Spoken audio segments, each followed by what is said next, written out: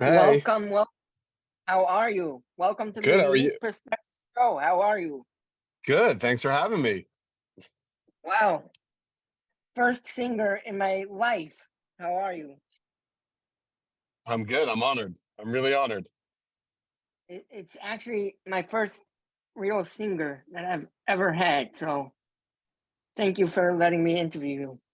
No, my pleasure. Let me just put my phone on really quick so I don't get any calls. Let's hope that works. All right. So where are you from? Where did you grow up? I grew up in Bel Harbour, New York. Are we on? We're good? All right, here we go. I grew up in Bel Harbour, New York, kind of like in between Brooklyn and the Five Towns. And yeah, love that place. Small beach community. What did Aryeh Kunstler do growing up?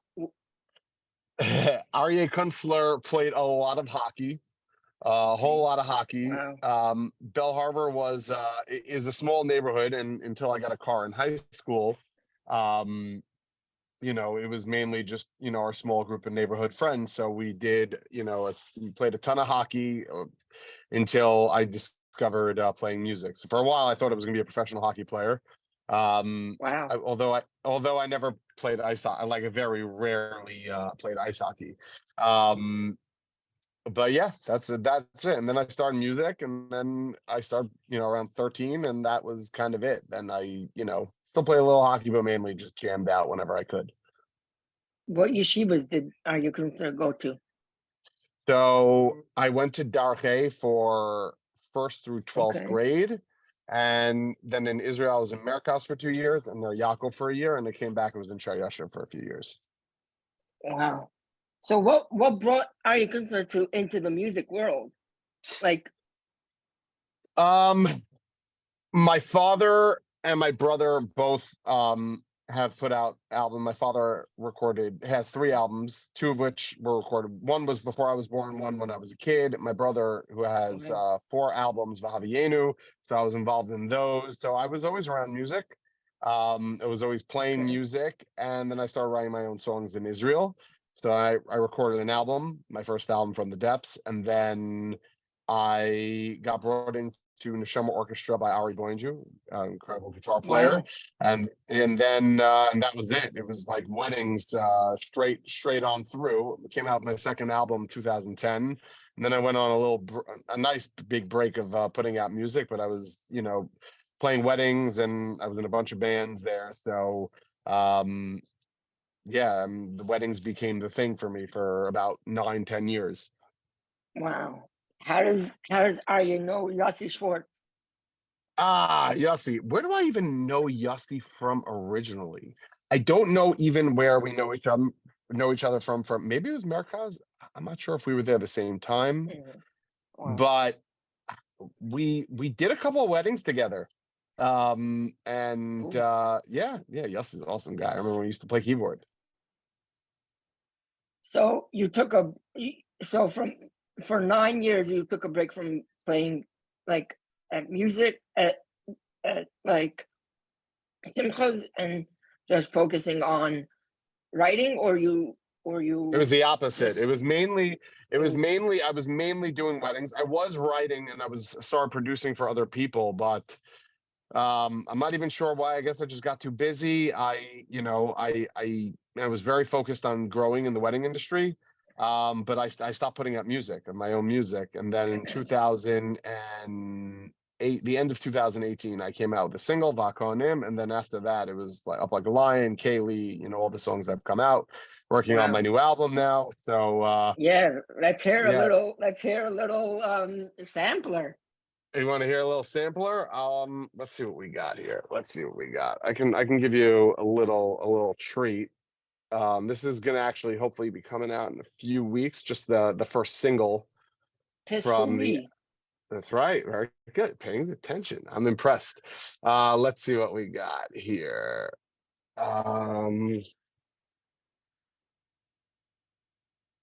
There.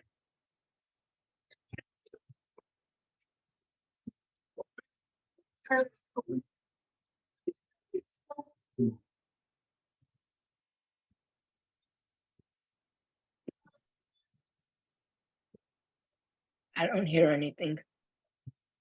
You able to hear?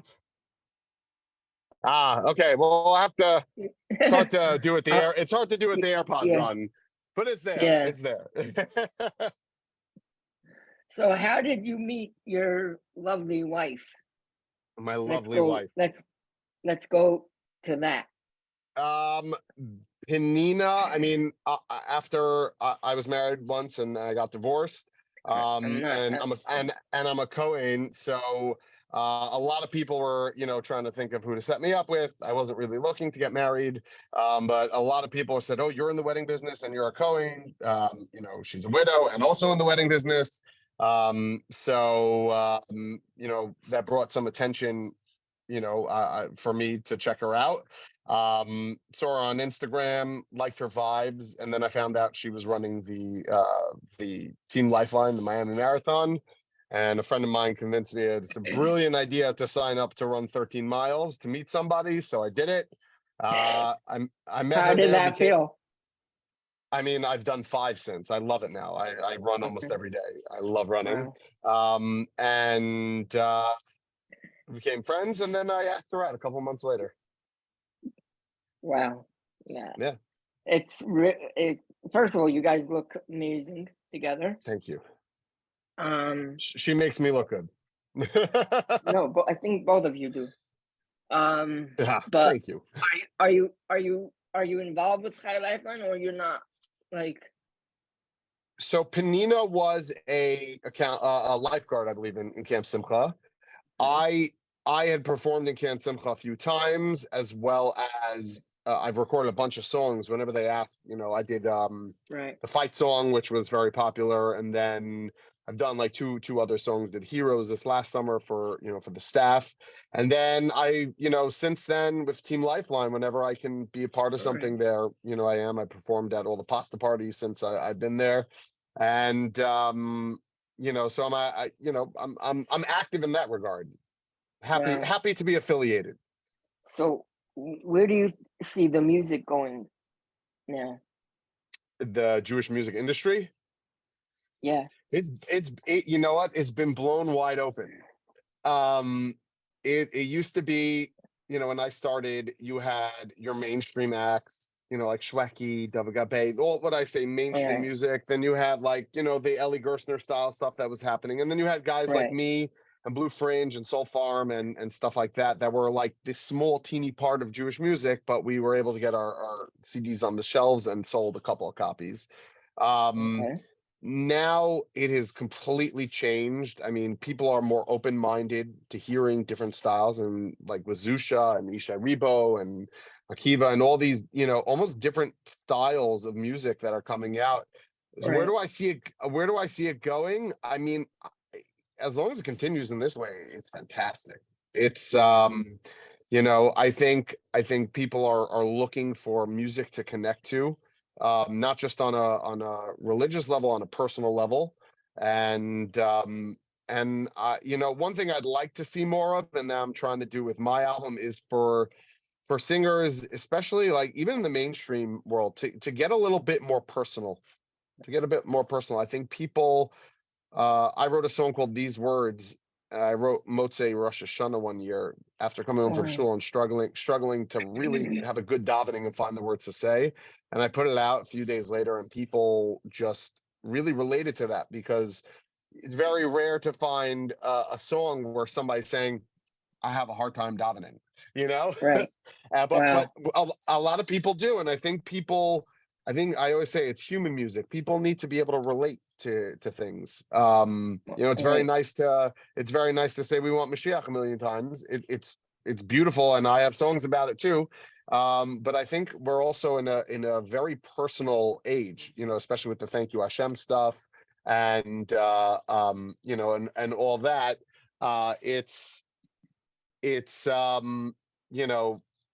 Like people are looking to feel personal. Right. I think it's more personal nowadays, meaning all the like people are very into personal, I think. But, yeah, and I think it's needed. I really think it's needed. People need it. So and I think people need more they need more English songs. Like my new album is mostly English. Even Pischu Li is half English. Really? Wow. I find that there's a real lack of it for people. You know, listen, with I all the hear. Isharibo stuff and all that stuff, like there's so much Ivrit now. Everyone wants to do Ivrit. Right. And I think it's important to have some, you know, especially for the American market, like some good English. I hear. Wow. Yeah. Wow. So this is what you do full time? This is what I do full time. I still play weddings. I'm getting a lot more singing, trying to do a lot more singing, getting booked for more concerts and, you know, private events. I was just in Kentucky this week for performing for Wow. No way. performing for Project Inspire, which was really cool. And and yeah, I'm trying to do that. I'm here in the studio most days, you know, working on other people's music as well, trying to finish my own album. And yeah, I mean, I think between everything, it's a pretty packed schedule. That's the problem when you work on other people's. Your stuff gets thrown to the back burner, if I'm not mistaken. Yes. Yeah. I mean, that's why. I mean, I've been working on this album for a while, and I was hoping to finish it in January, and then I just got so busy working on other people's albums that, you know, that I came to the point recently where I started, you know, delegating tasks and hiring other people to do certain things in the studio, making less money but freeing up more time. It's also more time to bring in other clients. Right. But that way, Right. you know, if I'm mixing a song, it's going to take me 5 hours to mix a song. That's 5 hours I could have been, you know, working on someone's arrangements. And it's Right. you know, you want to move things faster. So I started doing that, and it's been actually someone's mixing one of my projects for a client for the first time today, and I hope it Wow. goes well. So it's really nice. Do you ever get nervous when someone does it other than you? No, actually. I mean, do I get nervous? Not really. I think it's actually been. I think it's just more of like you know, you want to maximize the amount of money you make. So if I'm doing everything, then it's all in my pocket. But the problem is it takes more Right. time. And what Right. happens is I'm so critical of my own work that it'll end up taking me so much longer to finish a project because I'll get to a mix and I won't be happy with it. So I'll start over and then but with another guy like this is their main thing. Like I try and find guys who this is what they do. They're mixing guys. So Right. like he knows what he's doing when he opens up and he listens to everything. And he knows exactly what he's gonna do. Pischu Li is out being mixed now by someone else. I actually mixed it and I loved it, but I think I wanted somebody to make it even bigger. It's a big Be- song. So It. Right. Wow. yeah. And it's crazy, not normal. Yeah. So where Yeah. do you live these days? I'm here in the Five Towns. I'm in Lawrence. Oh, I have a lot of friends there actually. It's a great place. Right next door to you, I have a friend. Oh no, who? Ari Mendel. Sure, Ari's the best. Yeah. All right, we've been trying to coordinate a Shabbos meal since I moved in here like last summer, but scheduling has always been you know an obstacle. But you know we're gonna get together, especially now that the weather is getting nicer. You know, Yeah. he's always inviting me to Fabring in the backyard, so I got to go hit him up. He's got a nice backyard there now. Yeah. I mean, this is great. I also like I went from a small backyard. I have a nice, you know, a nice size one. It's good. It's good. I like it. Wow. Yeah, that's amazing. So, how many albums do you have now? So I have 2 albums out and then a bunch of singles. I Besides, don't know how. right. I mean, I can actually look it up. I know I have 2 albums. That I'm pretty sure of. You got to be on the roll, on the ball. Yeah. I mean, it's all because the world has transformed into a singles market, so it's hard to keep track of how. Has it really? It really, yeah, I think so. Yeah, 2 albums, a single I cover that I came out with a bunch of years ago. 1, 2, 3, 4, 5, 6, 7, 8, 9, 10, 11, 12, 13. Oh, that's not mine. 13, 14, 15, 16, 17, 18, 19, 20, 21, 22. Yeah, that's a lot of singles. Wow, 22 singles. Wow. Yeah, yeah, it's a And lot. I mean, some of them are covers and some of them are right. collabs. They're different things. Pischu Li could be a single in itself if it's that big. That's why I'm releasing it as a. That's why I'm releasing it as a single. It's going to be the opening track on the album, but it's going to be but it's going to be released as a single. I want it out before the summer, so get people bopping. Lag Boimer. It won't be ready for Lagbomer, and a million people are coming out Lagbomer, so probably a week or so after. And you got to film the video and everything, but it's actually one of the hardest songs that I've had to write. Why? So I have this thing a lot of times is that if I'm doing like an acoustic type of gig and it's just me and percussion and it's background music, I'll actually write songs on the spot. And in Wow. 2019, I have the original recording. I set my phone up on record because you never know what you can come up with. Right. And I came up with the chorus of the song. And then Okay. recently I was going through my things. I was like, I should really write something to that, and I changed the style. And the thing is, with a lot of the songs I'm writing now, they're very the English lyrics are very. Some of them are pretty. They're pretty deep and personal, and I think they're. I try and be creative in them and not have generic sounding lyrics, like have real like mature and relatable lyrics. And I'm proud to say this new album is some of the best lyrical writing I've ever done. Um, and I have a songwriting coach that I started working with in the last year who changed No everything for way. me. Yeah, Wow. yeah. I work with him every week. And Pischu Li was the hardest song because it's really, it's a real pop rock, song. And you don't want to get too like the high part is in the word Pischu Li, and the verses are in English, and I didn't want it to be too deep and personal Right. because it's a fun song, but I also didn't want it to be too cheesy and generic. And so it's been a struggle to find the right words that didn't feel too generic. And I think I had one line that was still bothering me, and my father came up with the line. I said, I'm stuck, help me out over here, and he came up with a line that I Wow. think is going to work. And God willing, tonight I hope to record the vocals. Wow. Where do you Yeah. record? In your studio, or you record somewhere else? No, right over here. Part of the album I actually did in a studio upstate, just to get out of here and to work somewhere else. And that was cool. It brought in some other musicians to work on stuff. So I did 2 days there. And Pischu Li, I'm going to do the vocals here. And God willing, the rest of the album, maybe during the 3 weeks and have a little downtime, I'd like to, rent like an Airbnb up in the mountains or somewhere quiet in the woods and just go up there and finish the Wow. album. Yeah, finish everything that needs to be done. Wow. So maybe by the time this airs, Pischu Li will be out. Maybe in 2 weeks. It's possible. It's possible. Listen, as soon as I have the final mix, I'll send it over to you, so that if you want to put in the background or whatever, Yeah, that for sure. you can always add it in the part, like we hear a Yeah. sample and then even post production.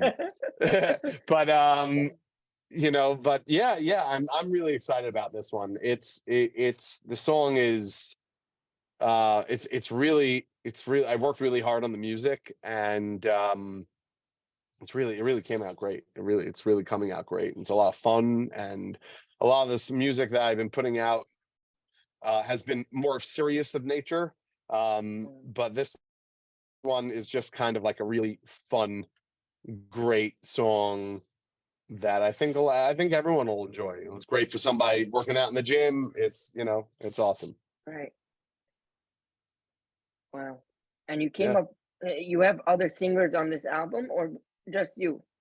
All me. This album is all me. I have a bunch of songs that, like, the next project I want to do after this album is a small album of duets. I have a song that I actually recorded with Benny Friedman that we did for Amudim that I want to put out. I have a song I'm working on with Simcha Wow. Liner. I have a couple other Name guys. drops. Name drops. Yeah, I mean, I wrote an English song that, I mean, it could definitely be on this album, but it's not ready yet. And Simcha, Simcha's gonna do that one. So Wow. and I have a couple other guys that I want to do. I have some really cool stuff that I want to put out and kind of have a bunch of features on. And I think it'll be a lot of fun.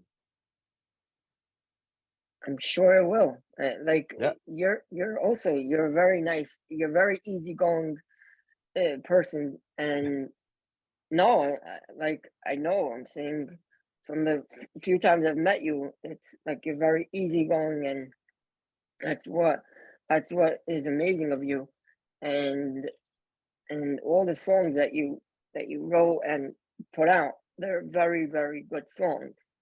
Thank I you. happen to like a lot of them. I didn't I say all of appreciate them. it. I didn't say all of them, but I said a lot. But, Listen, yeah. people ask, like, what's your favorite song? And I'm like, I like them all. They're all, Right. they're all a piece of me. But I also understand, of course, like everyone has. Listen, my favorite artist in secular music is John Mayer. I don't like all of his songs, so you can't win them all, but you hope that there are a couple of songs that a lot of people listen. Even Isha Ribo, there are some songs that people aren't into, like that's the way it Right. is. It's a beautiful thing. Besides you, who's your favorite Jewish music singer in the Jewish world? In the Jewish world, I mean, not to be cliche, but I love Isha Ribo, his music. I don't know him. Mhm. I'm a huge Barry Weber fan. I love Barry Weber. That guy is awesome. I love working with him, and he is such a vibe, and his music is great, and he's great. I love Simcha Liner. Like, Simcha and I are old friends, but I love Simcha's, like, his voice to me. And when I got Yeah, remarried, his I was like, voice is amazing. I said, Simcha, I need you by the chuppah. Like, just block off a date for me, please. Wow. So yeah, Simcha's awesome. I just worked for the first time with Mordechai Shapiro here in the studio. He's a lot of fun and great. There are so many, like, awesome artists, and there are guys that like are not necessarily more like big names that I'm really enjoying working with. Obviously the Waterbury guys I do a lot with, like Tatty My King I did, and like they're working on an album here, and then there's a guy Moshe Victor. We're working on his album. It's fantastic. I gotta hear And that album. yeah, when it's that's the one we just started mixing. And Wow. then I have another guy. His artist name is Seekers, and he's just putting out music very low key, but super cool and creative stuff. And it's so fun to be able to work on other people's music, and just hear how creative other people are. It's amazing. Wow. So you brought up Waterbury. What's your connection with Waterbury? And Tatty My King, of course. My connection to I don't really have a real connection to Waterbury itself. I mean, now I do from all the music I've done with them, but Right. by chance, I produced their Stay With Me album. So I kind of had a name for that album, and I'm very proud of that album. And then they reached out to me. They're, about Tatty My King. They're like, they were super young at the time. They wanted to record it. And they came, and we did it. And the second they played me that high part, I knew it was a smash hit. I knew it. I was gonna ask you, did you know that was gonna be a smash hit the second it had to was be recorded? Yeah, I mean, they basically the way I work my sessions is my when someone comes to me for production, Okay. we sit down and we have what I call a pre-production session where I learn the Okay. song and I get ideas for what they want to do, etc. Okay. And they came in, they started playing. I was still speak to you, and I was like, okay, like cute, nice. And then they started going, Tatty My King, Father, I play. And I was just like, I stopped them. I said, guys, not, I know the goal here is to inspire people and it's a powerful song. I said, but you have to realize that every single high school and seminary girl on the planet is going to be singing this. And then they played me the Right. next part. I'm starting to realize. And I was like, that part I was wrong about. I thought they should get rid of that part. And then only Why? after, because it's in a different time signature and it's like it's weird. It like Okay. almost doesn't fit, and I have to work to make it sound natural.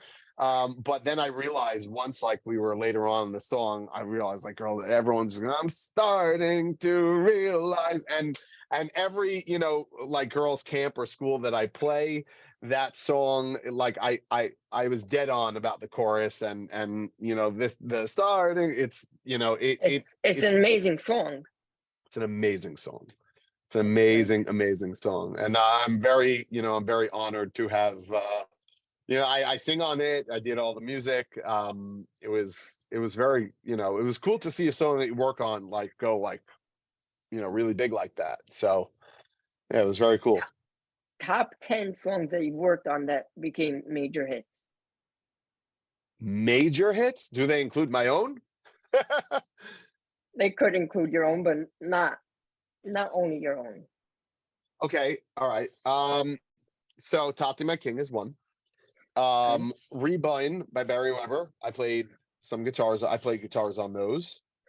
I don't have see if I had my old recording hard drive, I'd be able to see a lot more of the songs that I've worked on and see like all of the songs. Gam Kielech by Waterbury. That was pretty popular. That's only 3 out of 10. That's not good. I'm batting pretty low over here. I just worked on Mordechai Shapiro's and the Yehudi. So that's I did that one. What else? I'm blanking here. Okay, it's fine. Oh, I Have got you 4. ever I got 4. And then Keli by me. There you go. 5. okay. Have you ever worked with A.B. Rottenberg and or the other older singers in the Jewish music world? I mean, I've performed with them. I've But never worked with them in the studio. No. Mhm. One day. Like one day, the song One Day. Exactly. Yeah, he's somebody I'd like to work with. Matisio, he's very interesting person. He just did a podcast that was He just very, did a very interesting. podcast. Yeah. I just watched it. It was very, very interesting. Very interesting. And I Yeah. had a lot of preconceived notions about like who he is and what he's about. And it was nice to see and hear a podcast and kind of really get a feel for like who he really is and the journey that he's taken. Right. And it's very impressive. Very different type of life that he took.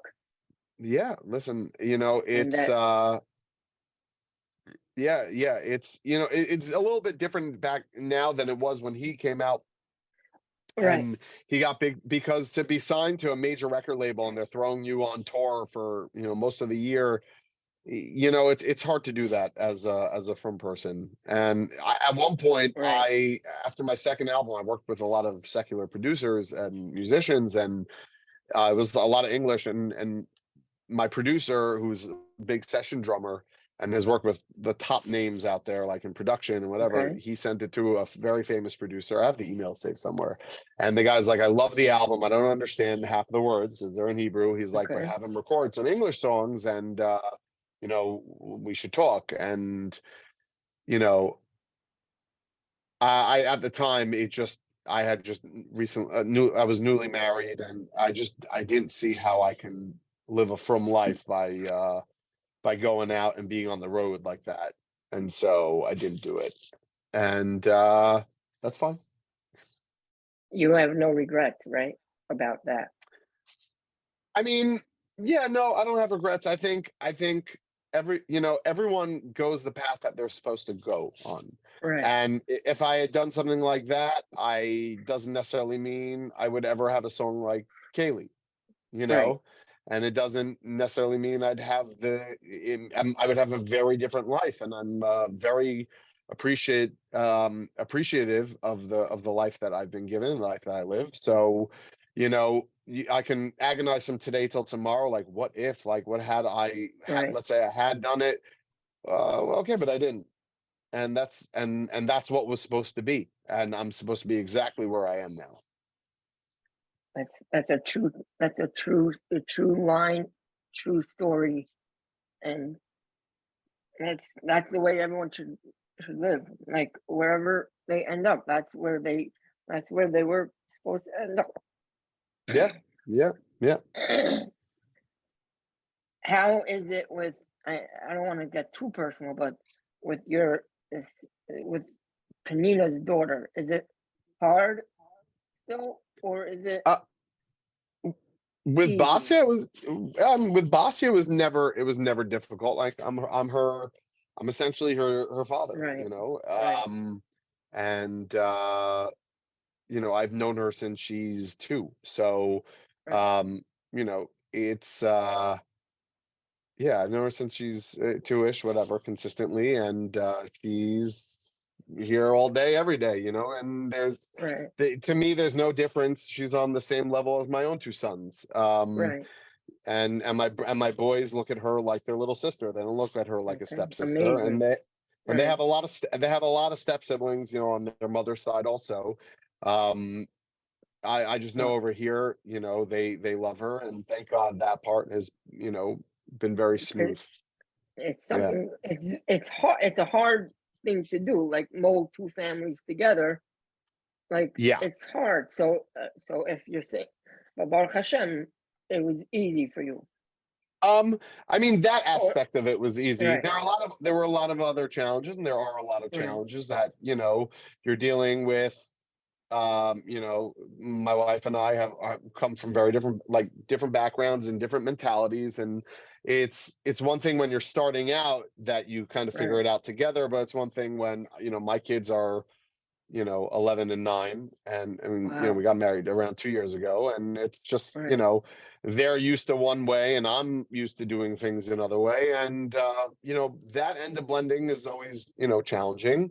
And, it's a new set of rules. I was single for a bit, so my house was a party, right, always. But ultimately it's good for them, for my kids to have a bit of structure. Their life has been, right, somewhat all over the place in the last 6 years. And so, at least thank God, like the creating the family unit, and like with Bastian and the boys and myself and Panina, it's just like it takes a lot of work, but ultimately we all have the same goal, and that's to try and make right. it as normal as possible. And from what I see on your social media and on your wife's, it looks like you're doing a great job, and that I commend you for that, and your Thank wife, you. of course, Yeah. because Thank you. it is hard, Yeah. but Yeah. It's but you know what it is. It's you have to get on the same page, and right, and you and it took me a long time. It probably, actually I wouldn't say long, but it took me a bit to kind of figure out where, what I'm supposed to be doing, and what I'm right, supposed to be doing right, and how I'm supposed to be handling different things.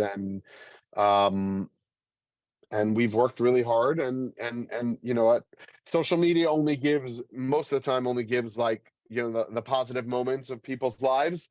If anything,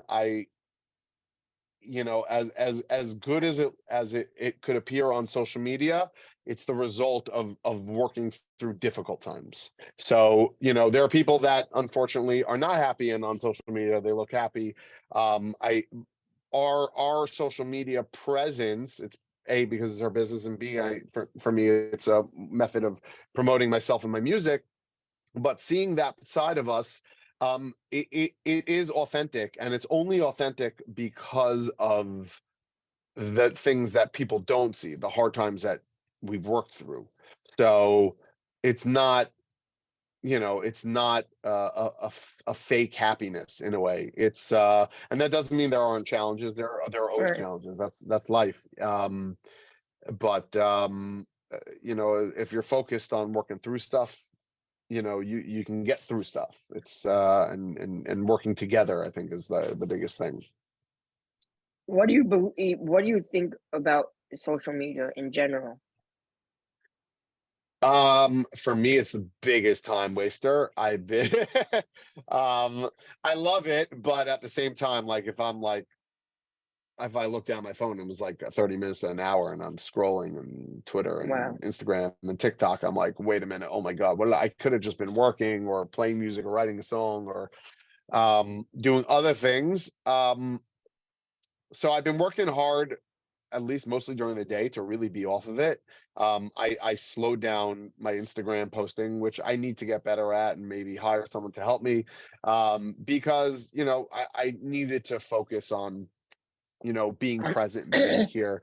That being said, I think it's a tremendous tool. I think it's especially for music, artists and singers and musicians, like you have a way to get an audience. I mean, just look at TikTok and the amount of artists that have emerged and evolved because of TikTok. It's incredible.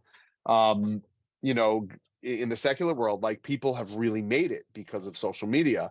And listen, I definitely think a huge part of my success in the last couple of years has been a result of social media and posting and being able to reach a certain amount of people. And, like, for instance, these words I told you about after Roshana, like, people sharing it and sharing it and sharing it, it's tremendous. So Baruch atah Adonai melech haolam, Hakol Radion. I mean, yeah. I mean, it's a hard state. It's a hard thing to challenge the social media because no one really knows like where the real stuff is. Like Yeah, you're showing stuff, but no one really like yeah, no one really yeah, sees the authentic side of Aryeh Kunstler. They see maybe they see the authentic side of Aryeh Kunstler, but they don't see the inner side of Aryeh Kunstler, meaning the inside person. um yeah, I mean, but that's really what social media is. At the end of the Right, day, social media really is you're entertaining, you're performing. I would right, say being successful in almost anything, even in sports, and even in like, definitely in music, the your talent is only half of the equation to be successful. okay, And it took me a while to realize that, is that in order to be a successful artist, you need to be a performer. You need to be right, somebody exciting. And so social media is consistent performance. You want to either be very solemn and roll people in on a personal level and sharing something serious, or you want to be performing for them in right, in a way. Um and you also, in that performance, you also want to let people feel like they're getting to know you a little bit. It's funny because, like, I've been posting. I'm a big New Jersey Devils fan, and I've been posting about, happy Aryeh, sad Aryeh, with the various wins and losses, and knowing that there are way more New York Ranger fans than Devil fans, and definitely got a lot of traction on social media. I So saw that. right, but you know what?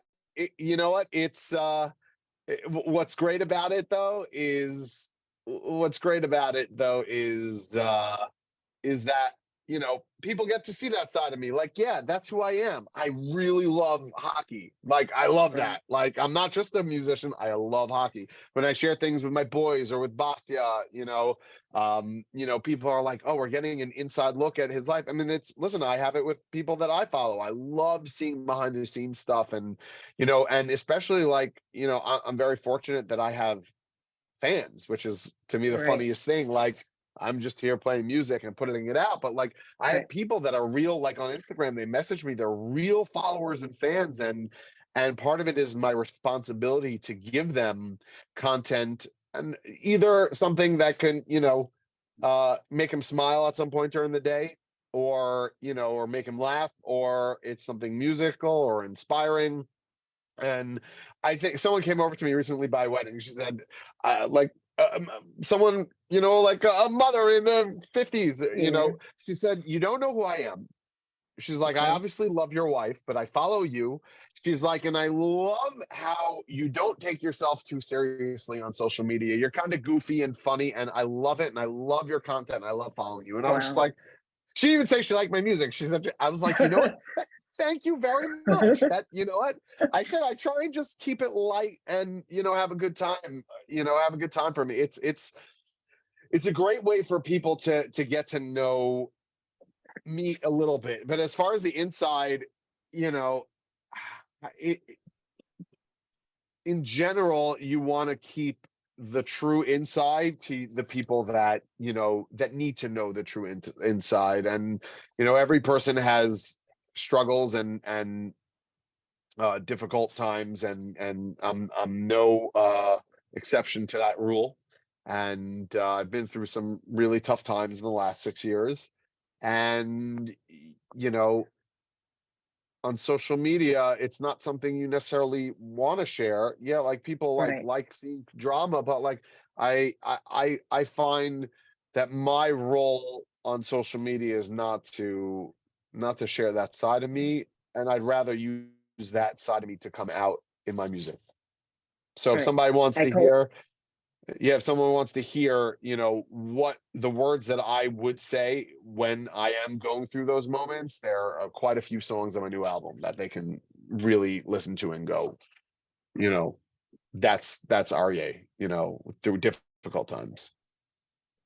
Right. I don't believe in showing the difficult times on social media. I think not it's not it's not good, because Yeah. then everyone else feels for you.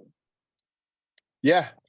Yeah. It's you know what, it's a very big lesson that I learned in life, and this was probably when I was going through one of the hardest things I've ever had to go through. You know, when my inner circle, like my friends, they were all there for me, and it was really tough. But I remember one night I left the wedding, and I was in a bad place, and my friend's like, hey, you know, swing by after the wedding, you know, if you know, you want to talk or whatever. And, you know, he works really long hours, and he's got a wife and kids. And, you know, I pulled up to his house and I texted him. It was 12 o'clock at night, and I texted him, and no answer. And I waited 15 minutes. I didn't want to call. It was 12 o'clock. And of course, like, he fell asleep, which, you know, that happens. He passed out. He fell asleep.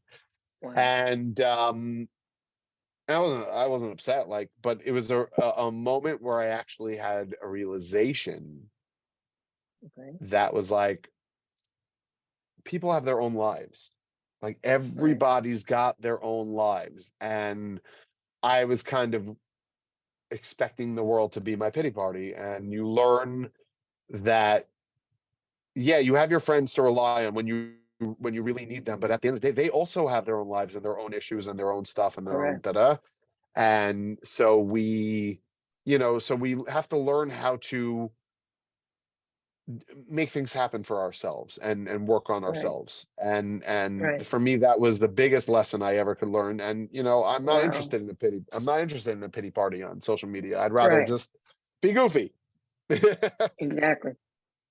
Let Aryeh Kunstler be Aryeh Kunstler on social media, and not someone that is not Aryeh Kunstler, meaning someone other than Aryeh Kunstler himself.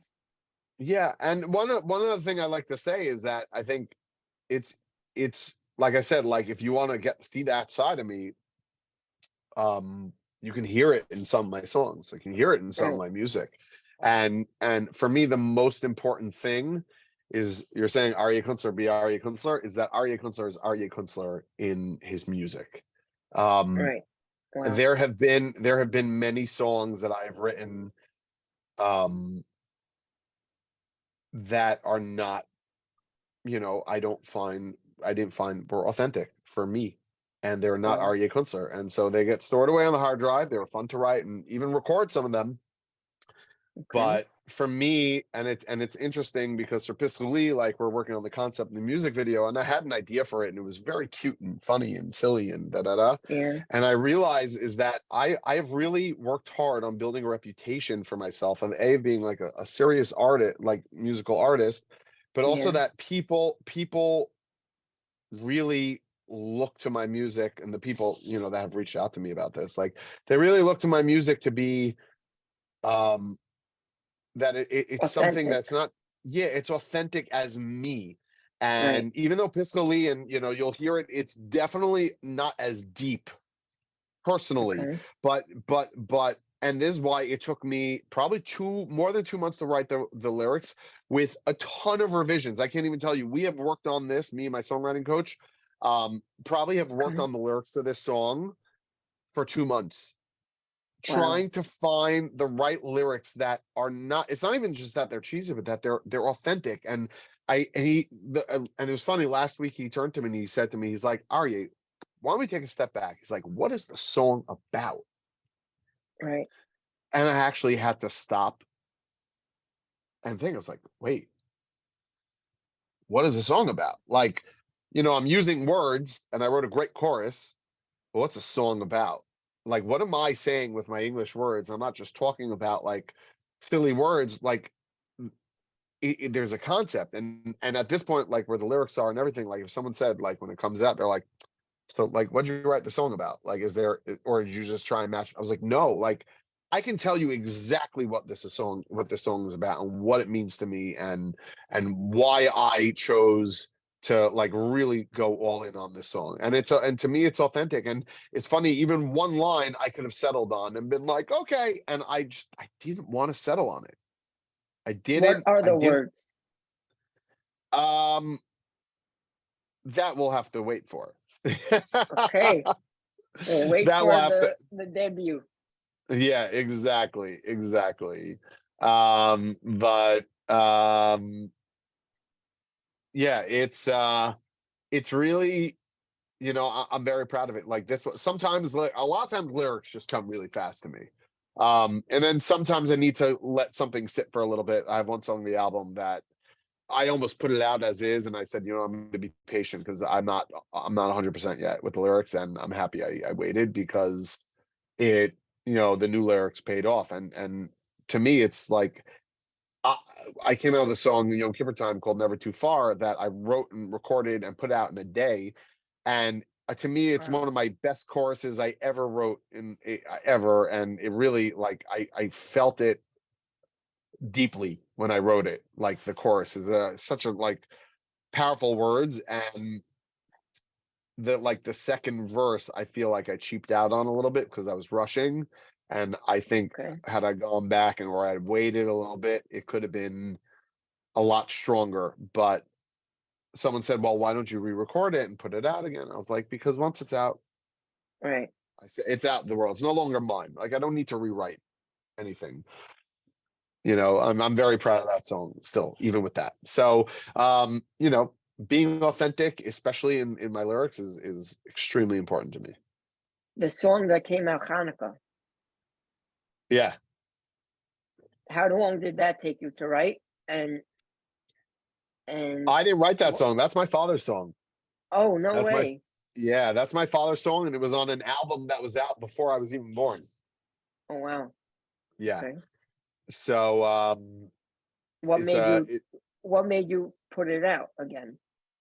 the Hanukkah before, I Yeah. I thought it would just one day I was sitting there, I was like, oh my God, I should totally rearrange a song and make it like a grooving song.